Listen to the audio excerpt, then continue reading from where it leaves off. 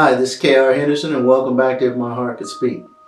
In my line of work, we do property maintenance. Seasonally, we do holiday lighting. So I recently sat down to schedule some appointments for some installs. I called this one particular couple, husband and wife team, and asked them would they like for me to schedule the install. Unfortunately, the husband said, well, KR, we won't be doing it this year. I asked why. He said, well, my son committed suicide about a month ago. I was saddened and devastated because I have kids too. Obviously I offered my condolences. But I walked away thinking, what incapacitates us is not who we are, but who we think we are. You see, if motivation is the fire, then our thoughts, our beliefs, our thinking is the fan that flames it. We have to have an unshakable, unbendable belief system. In Scripture, Peter walked on water because of his belief system. He also sank in that same water because of his unbelief. A human being is built on a strong foundation, and that foundation should consist of a healthy self-esteem, confidence, and a belief system that's unbendable. Believing you are wonderfully made, believing you have not because you ask not, and going after it 200%, and believing you deserve it. If I want an extraordinary life, I have got to get out of the mindset that it's not for me. If we want to have a life that's pleasing to God and ourselves, we've got to get out of the boat.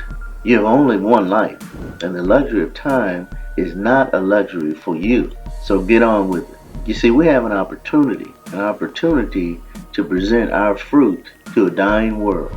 In the previous episodes, we talked about a few things concerning our beliefs. One, we said convince yourself that you want to do whatever it is you want to do and do it. We also said take control of your thoughts because unbelief hinders God from working in your life.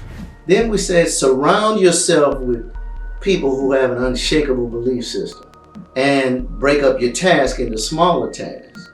Because when you want to move a mountain, you move it one stone at a time. Today I have 4 things as we conclude on belief.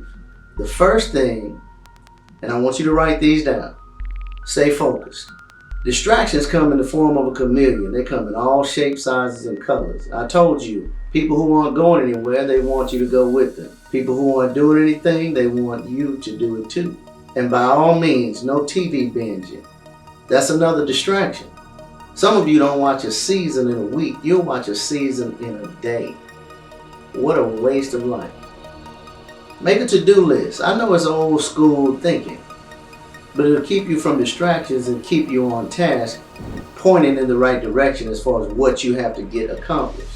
We rely so heavily on these devices. What if they break? What if the battery runs out?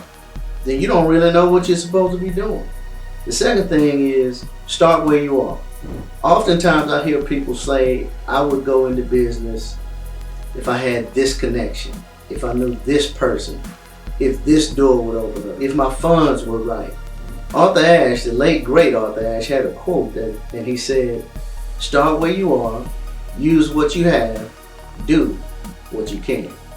The third thing is remember your why. As a sales manager in corporate, whenever I got direction from management, upper management, I would sit my guys down and talk to them about why we were doing what we were doing. Because I knew if they understood why, even if they didn't like it, they would be able to accomplish their goal out in the market. See, you have to have your own reasons why. Funny thing, if your why is big enough, the how becomes simple. And the fourth thing is stay positive. People who exercise positivity, they make a decision, they make a choice to do so. They decide that they're going to have an attitude that's I can do it. It will work out. And make no mistake, they face the same stresses in life that we all do. Yet they choose to view them and deal with them differently. It's a choice. I'll give you an example. There's a man that I know who lost a 7-year-old daughter in a car accident. Drunk driver hit her and broke her neck. Lost his wife of 40 years of marriage too.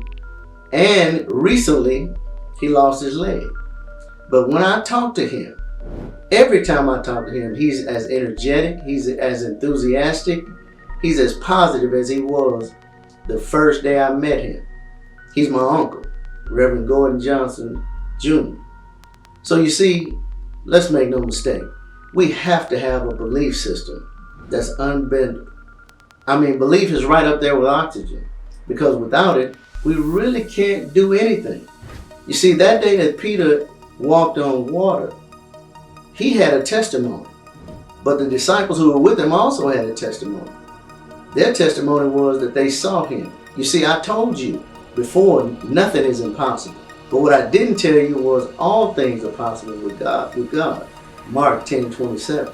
And wouldn't you like to have your own walk on water experience? See, the disciples could only say that they saw it. But I think each of us would want to have our own walk on water experience. I know I do. And I believe you do. But if you do, then you're going to have to get out of the boat that you're in and start believing. This has been K.R. Henderson. If you like what you have heard, please hit the subscribe button and like. And remember, as always, God believes in you. I believe in you. Stay safe.